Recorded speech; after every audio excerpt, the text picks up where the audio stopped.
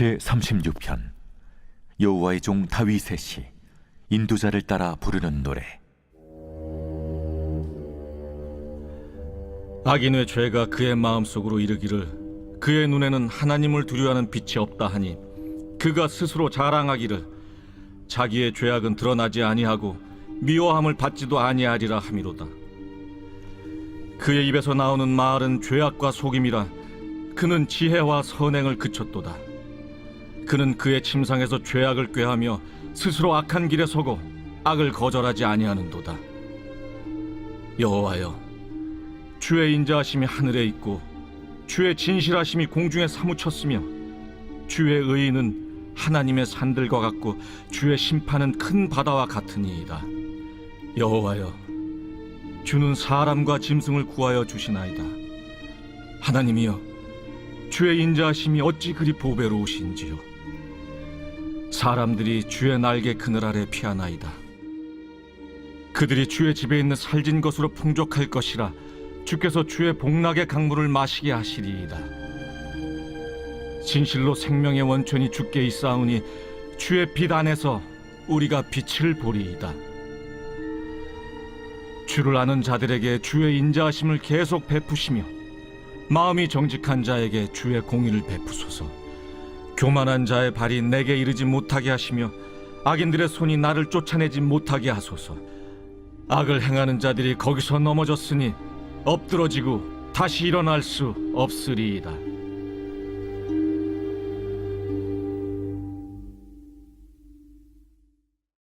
여러분 반갑습니다. 오늘도 큐트로여는 기막힌 하루입니다. 본 말씀 시편 36편 1절부터 12절의 말씀입니다. 오늘 시편 36편은 두 종류의 사람에 대해서 조명하고 있습니다. 그들은 바로 구원받은 사람과 구원받지 못한 사람입니다.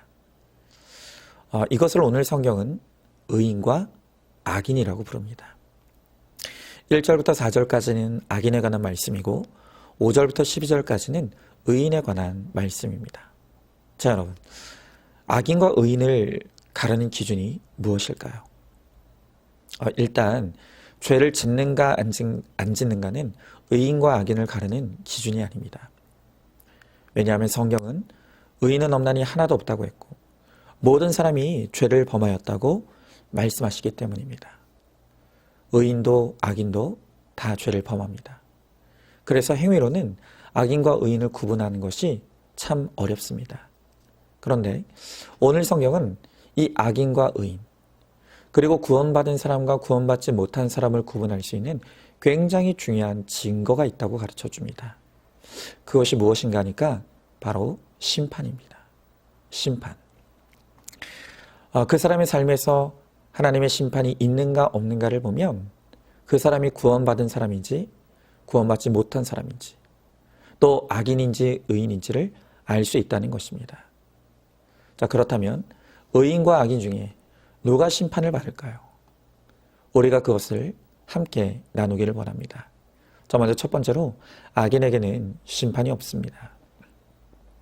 자, 오늘 1절과 3절, 4절 말씀해 보니까 악인의 죄가 그의 마음속으로 이르기를 그의 눈에는 하나님을 두려워하는 빛이 없다 하니 그의 입에서 나오는 말은 죄악과 속임이라.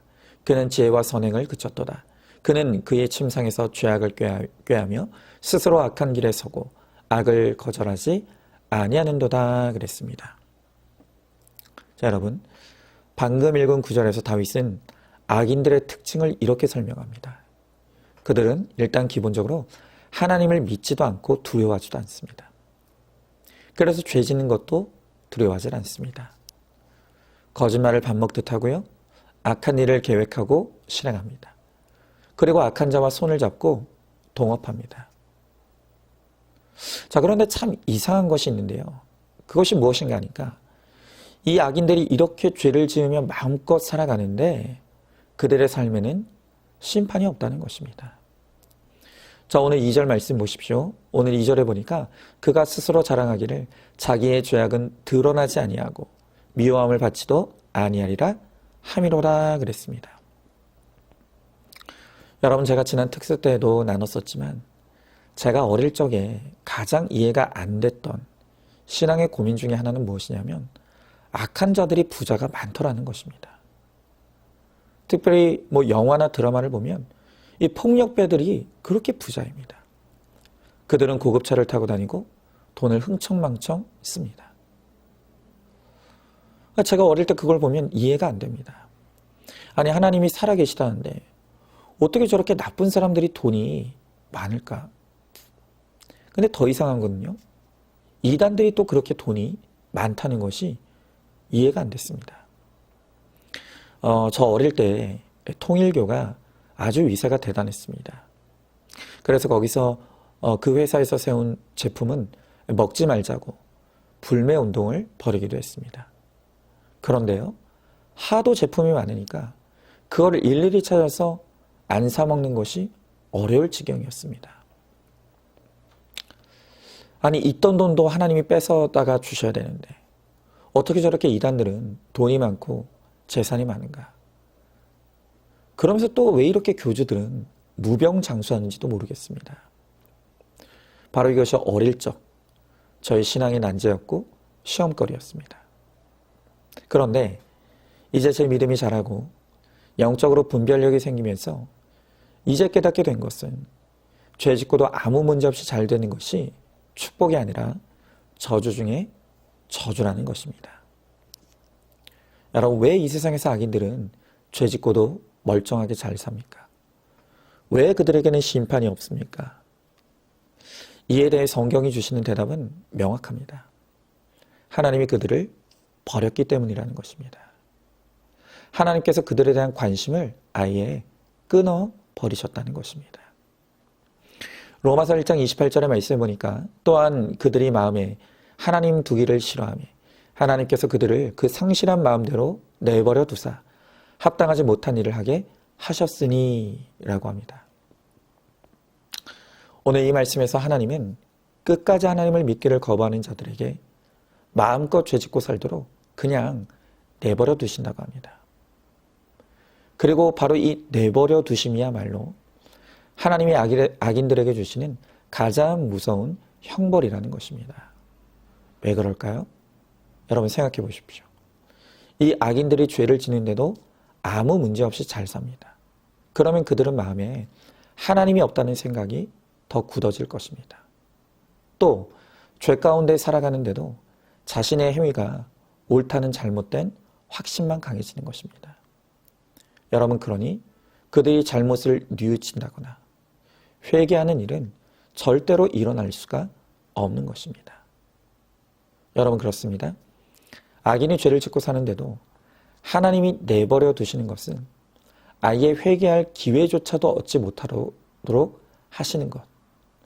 바로 그것이 하나님이 악인에게 주시는 최고의 형벌이라는 것입니다. 여러분, 그렇기 때문에 성경은 악인의 형통을 절대로 부러워해서는 안 된다고 가르쳐 주시는 것입니다. 여러분, 결국 하나님을 마음에 두기 싫어하는 악인에게 하나님이 주시는 가장 무서운 형벌은 그들을 마음대로 살도록 내버려 두시고 그들의 죄를 심판하시지 않는 것입니다. 그래서 죄의식조차도 느끼지 못하게 하여 회개하지 못하게 하는 것, 그래서 영원한 멸망에 처하게 하시는 것, 그게 바로 하나님의 무서운 형벌인 것입니다. 자, 한번 질문해 봅니다. 은밀한 죄의 자리에 반복하여 죄를 짓고 있지 않습니까? 죄를 지어도 안 들켜서 다행이라고 생각하고 있지는 않습니까? 죄를 지어도 아무 일이 없는 것은 다행이 아니라 어쩌면 하나님이 나를 버리셨기 때문에 일어나는 저주라는 것을 깨닫고 있습니까? 두 번째로, 의인에게는 심판이 있습니다. 자, 서두에도 말씀드렸던 것처럼 오늘 본문의 5절 이하부터는 의인에 관한 하나님의 말씀입니다. 자, 그런데 다윗은 내가 구원받은 택자인 것을 알게 하는 가장 중요한 증거가 바로 심판이라고 말하고 있는 것입니다. 자, 오늘 6절의 말씀을 보십시오. 6절에 보니까 주의 의인은 하나님의 산들과 같고 주의 심판은 큰 바다와 같으니이다. 여호와여, 주는 사람과 짐승을 구하여 주시나이다 그랬습니다.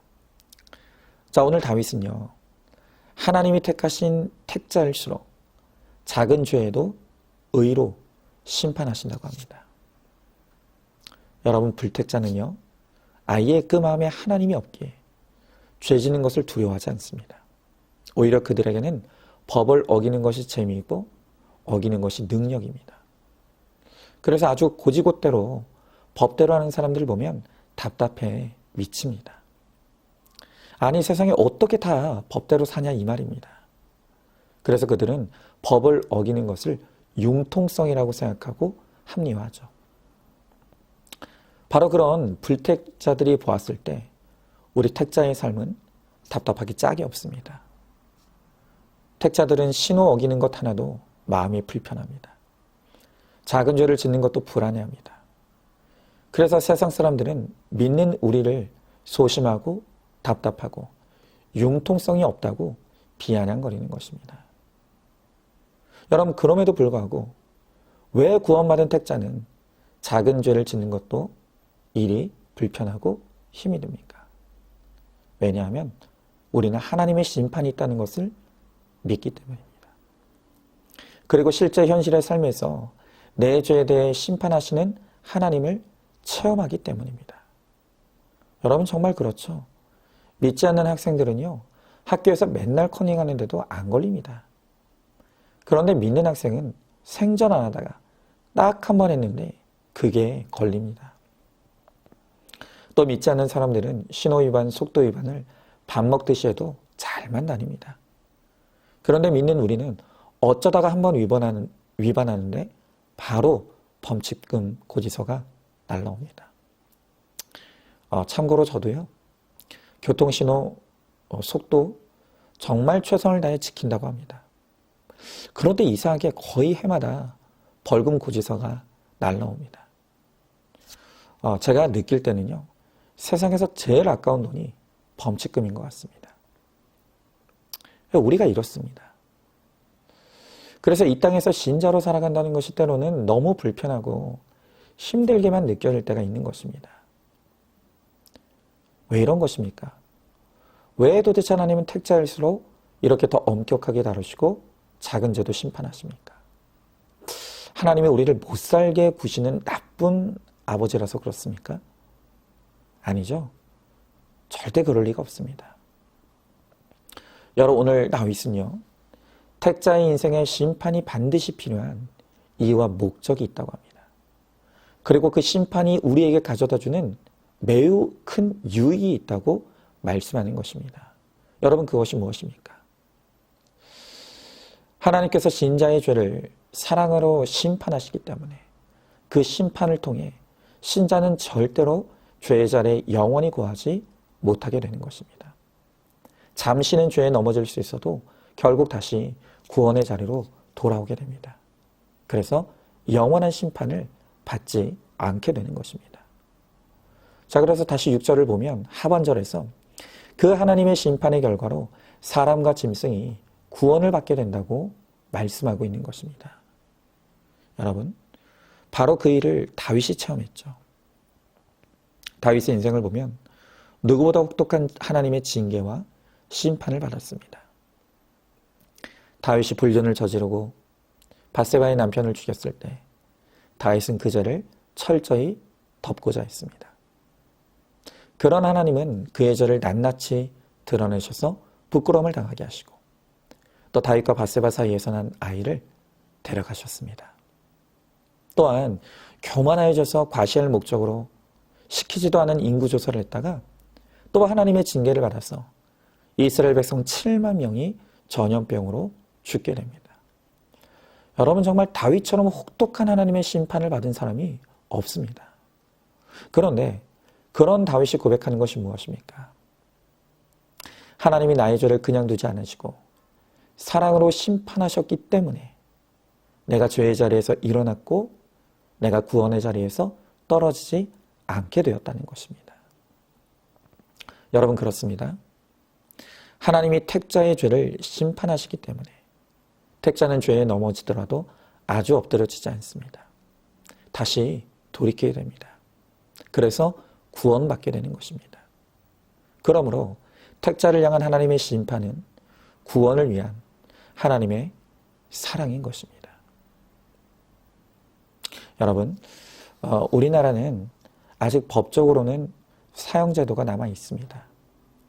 그런데 우리나라에서 마지막으로 사형이 집행이 이루어진 것이 1977년이 마지막이라고 합니다. 그 이후로는 더 이상 사형 집행은 이루어지지 않습니다. 그래서 사실상 우리나라는 사형 폐지 국가로 분류가 되어 있습니다. 자, 그런데요. 그 마지막 1997년도에 마지막 사형이 집행될 때 23명의 사형이 집행되었는데요. 그때 사형을 당한 사람 중에 하나가 그 지존파로 유명한 김현양이라는 사람입니다. 그는 일면식도 없는 사람들을 잡아 죽였습니다. 그리고 사람이기를 포기하기 위해 그 사람들의 인육을 먹어놓으라고 정말로 믿지 못할 증언을 하기도 했습니다. 그런데요, 놀랍게도 그가 감옥 안에서 복음을 듣고 자기 죄를 회개하고 예수님을 영접하게 되었습니다. 그 후로 그는 복음의 전도자가 되어서 같은 지존파 멤버들은 물론이고 감옥 안에 많은 사람들에게 복음을 전하여서 무려 200명을 전도했다고 합니다. 그리고 그는 자신의 참회의 고백을 담은 이제는 어둠보다 빛이 더 좋아 라는 책을 내기도 했습니다. 여러분, 그러나 하나님은 그렇게 회개하여 돌이킨 이 김현양의 형벌을 감해주지 않으셨습니다. 오히려 그가 저지른 죄의 대가를 철저히 치르게 하셔서 사형을 당하게 하셨습니다. 그가 사형대에서 마지막으로 남긴 유언은 이랬다고 전해집니다. 저는 죄인 중에 괴수입니다. 다시는 나 같은 사람이 안 나왔으면 좋겠습니다. 먼저 하나님 나라에 가서 여러분들을 위해 기도하겠습니다. 이것이 마지막으로 남긴 그의 유언이었다고 합니다. 물론 어떤 사람은 이런 사람이 구원받는 것은 너무 불공평하다고 말할 사람도 있을 것입니다.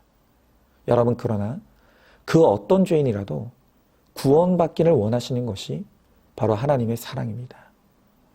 여러분, 이 김현양도 비록 그가 씻을 수 없는 죄를 지었지만 그를 하나님이 사랑하셔서 그의 죄를 드러내시고 심판받게 하셔서 돌이켜 회개하고 구원을 얻게 해 주셨습니다.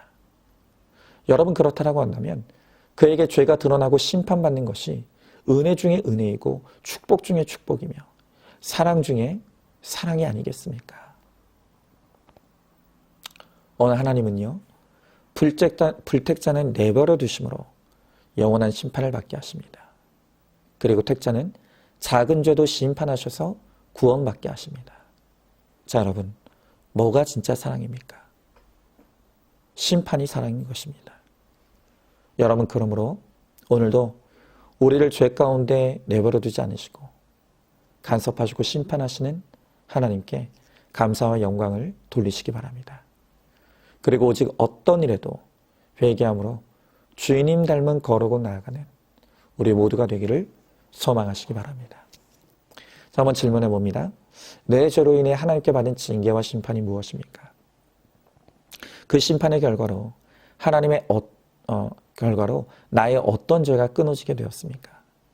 땅의 심판을 통해 영원한 심판으로부터 구원하시는 하나님께 감사하시기 바랍니다. 자, 오늘도 4월 28일 보석상자입니다. 내가 심히 악을 행하고 있어도 하나님은 나를 잊지 않으시고 성벽으로 나를 보호하십니다. 죄를 지었다고 기도할 자격이 없다고 하면 안 됩니다. 죄를 지었어도 약속의 말씀이 있기에 우리는 하나님께 매달릴 수 있습니다. 아멘. 우리 함께 기도하겠습니다. 주님, 오늘 주님께서 우리들에게 말씀하시길 악인에게는 심판이 없고 의인에게는 심판이 있다고 말씀하십니다. 악인은 심판하지 아니하므로 그 죄를 깨닫지도 돌이키지도 회개하지도 못하게 하시는 것이 무서운 하나님의 징계요 저주라고 말씀하십니다. 그러나 신자는 작은 죄도 그냥 넘기지 않으시고 심판하시고 징계하심으로 죄의 자리에서 일어나게 하시고 돌이키게 하시고 구원받게 하시는 것이 바로 그것이 하나님의 사랑이라고 말씀하십니다. 주님, 우리가 구원받았기에 하나님이 우리의 죄를 심판하시는 것을 감사합니다. 하나님이 심판하실 때 속히 깨닫게 하시고 돌이켜 회개함으로 다시는 같은 죄에 빠지지 아니하고 거룩한 주의 백성이 되어서 하나님을 영원롭게 하는, 그리고 또 다른 죄에 빠진 영혼들을 주님께로 인도하는 데 쓰임받는 우리 모두가 되게 하여 주시옵소서. 믿사오며 사랑이 많으신 우리 예수님 이름 받들어 기도드리옵나이다. 아멘. 오늘도 큐티로 기막힌 하루를 살아내는 하늘가족 공동체 우리 모든 성도님 되시기를 주님의 이름으로 축복합니다.